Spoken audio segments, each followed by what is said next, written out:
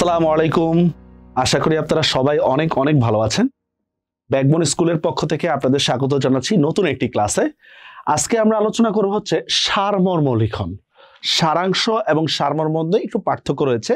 সারমর্মটা হচ্ছে কবিতা থেকে আলোচনাকে আপনাকে সংক্ষিপ্ত করে লিখতে হয়, সারাংশ হচ্ছে গদ্যের আলোচনা থেকে আপনাকে সংক্ষিপ্ত করে লিখতে হয়। তবে সারাংশ হচ্ছে সারমর্মের মানে একটু টাফ সারমর্মটা। এখন আপনাকে যদি আমি এমন একটা কবিতা দিই যেটা আপনি বুঝেনি না পড়ে, তাহলে ভাই কিভাবে লিখবেন সারাংশ? যেমন এখন আপনারা 2 বছর পড়ার পরে বিভীষণের প্রতি মেঘনাটা বুঝতে পারছেন। যদি আপনাকে একদম প্রথমেই এটা দিয়ে দিতাম তাহলে বুঝতেন না। এজন্য এখন সারমর্ম লেখার জন্য আপনাকে কি করতে হবে? আমরা আগে একটা কবিতা দেখি।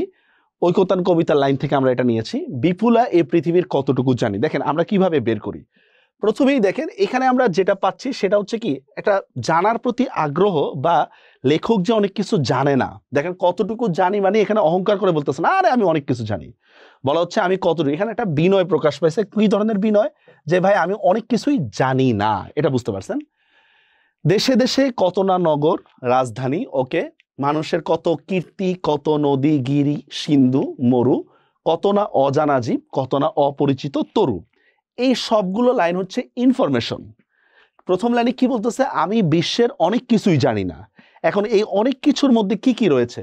অনেক দেশে অনেক কিছু জানি না, অনেক নগর রাজধানী সম্পর্কে জানি না, মানুষের অনেক কীর্তি আছে সেগুলো জানি না, কত নদী গিরু সিন্ধু মরু জানি না। মানে উনি যে অনেক কিছু জানেন না সেটাই কিন্তু এখানে তুলে ধরতেছে। দেখেন আমরা একটা সারমর্ম কিভাবে বের করব, কিভাবে পদ্য পড়ে সারমর্মগুলো বের করব। এরপর দেখেন কত না অজানা জীব, কত না অপরিচিত তরু রয়েছে, কিন্তু এখনো কিন্তু ইনফরমেশনে রয়েছে। রয়ে গেল অগোচরে। দেখছেন বিষয়টা? তার মানে প্রথম লাইনের ব্যাখ্যাটাই কিন্তু এখানে এসে আবার করলো। আমি অনেক কিছু জানি না সেটাকে কিন্তু আবার এখানেই ব্যাখ্যা করলো।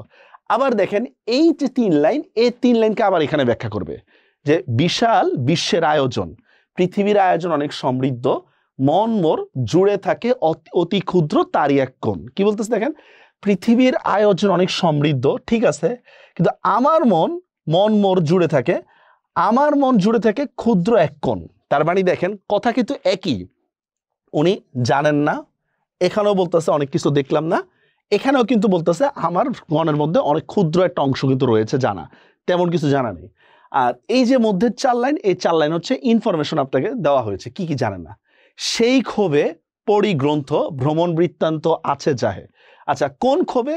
আমি যে অনেক কিছু জানি না এই ক্ষোভে বলতেছে, সেই ক্ষোভে পড়ি গ্রন্থ ভ্রমণ বৃত্তান্ত আছে যাহে অক্ষয় উৎসাহে। অক্ষয় উৎসাহ মানে বুঝছেন যে আমার উৎসাহ দিনে দিনে বাড়তেছে আরো। তারপর দেখি কি বলতেছে, যেথা পায় চিত্রময় বর্ণনার বাণী। দেখেন ওনার উৎসাহ বাড়তেছে যেখানে উনি সুন্দর সুন্দর বর্ণনার বাণী পান, যেখানে সুন্দর সুন্দর লেখা পান সেটা কি করে? কুড়াইয়া আনি। বুঝতে পারছেন বিষয়টা? বুঝতে পারছেন? তারপর দেখেন জ্ঞানের দীনতা এই আপনার মনে পূরণ করিয়া লই যত পারি ভিক্ষা লব্ধ ধনে। এই হচ্ছে পুরো একটা কবিতা, বা আমরা যেটা বলি যে সারমর্ম লেখার জন্য আমাকে যে অনুচ্ছেদটা দেওয়া থাকবে। দেখেন আমরা মূলত কি কি পেয়েছি। প্রথম লাইনে বলছে উনি তেমন কিছু একটা জানে না, কি কি জানে না সেটার ব্যাখ্যা এতটুকু পর্যন্ত করেছে যে অনেক ইনফরমেশন তার জানা নেই। তারপর কি বলছে? পৃথিবীর আয়োজনের সমৃদ্ধ, অথচ আমি জানি খুবই কম। একই লাইনকে 2 বার। হ্যাঁ, এখন আমি যে অনেক জানি কম তার জন্য তিনি কি করতেছেন? বারবার বই পড়তেছে, বই পড়ে যেখানে উনি সুন্দর সুন্দর বর্ণনা পান সেটাকে উনি নিয়ে আসেন, আর নিয়ে এসে কি করে? নিজের সাহিত্যটাকে সমৃদ্ধ করে। এটাই কিন্তু আমরা এখানে পেলাম। এবার দেখেন সারমর্মটা আমরা কিভাবে সাজিয়েছি। জীবন সংক্ষিপ্ত। কেন জীবন সংক্ষিপ্ত এখানে বলা হচ্ছে? কারণ মানুষের জানার পরিধি কিন্তু অনেক সংক্ষিপ্ত, আমরা কিন্তু অনেক কম জানি। দেখা যায় যিনি অনেক জানেন তার মধ্যে গর্ব বা অহংকার নাই, আর যিনি অনেক কম জানেন তার অহংকারে কিন্তু পা পড়ে না। সময় অনন্ত, ঠিক আছে। এখানে সময়ের সাথে সাথে আপনারা লিখতে পারেন যে জানার পরিধি অনন্ত, মানে আমরা জানি কম কিন্তু জানার বিষয় কিন্তু অনেক কিছু আছে জানার মতো। বিপুল এই পৃথিবীর ব্যাপক কর্মকাণ্ডের সঙ্গে পরিচিত হওয়া এককভাবে কোনো মানুষের পক্ষে কিনা সম্ভব না। এই জন্যই কিন্তু উনি বলেছেন এই কথা, বিপুলা এ পৃথিবীর কতটুকু জানি। ওকে, তবে বই পড়ার মধ্যে দিয়ে মানুষ পৃথিবীকে সহজেই জেনে নিতে পারে। এটাকে দেখেন আগের লাইনে বলা হচ্ছে ভিক্ষালব্ধ ধন। দেখছেন বই পড়ে যে লাইনটা অর্জন করতেছে এটাকে বলা হচ্ছে ভিক্ষালব্ধ ধন। আচ্ছা, সহজে জেনে নিতে পারে। এইভাবেই অন্যের অভিজ্ঞতা সম্পদে মানুষ হয়ে ওঠে সমৃদ্ধ। তার মানে দেখেন একটা সারমর্ম আমরা 4 লাইনের মধ্যে কিন্তু শেষ করে দিচ্ছি, আপনাকে কিন্তু 4-5 লাইনের মধ্যে শেষ করতে হবে। আর হ্যাঁ, এখন এই কবিতার পিছনেও কিন্তু আর অনেক কিছু আছে, কবিতার পরের অংশ নিয়ে। হ্যাঁ, আমি অমুক কবিকে চাই, তমুক কবিকে চাই, আছে না, যে মাটি ও মানুষের কবির জন্য, এগুলো কিন্তু লেখা যাবে না।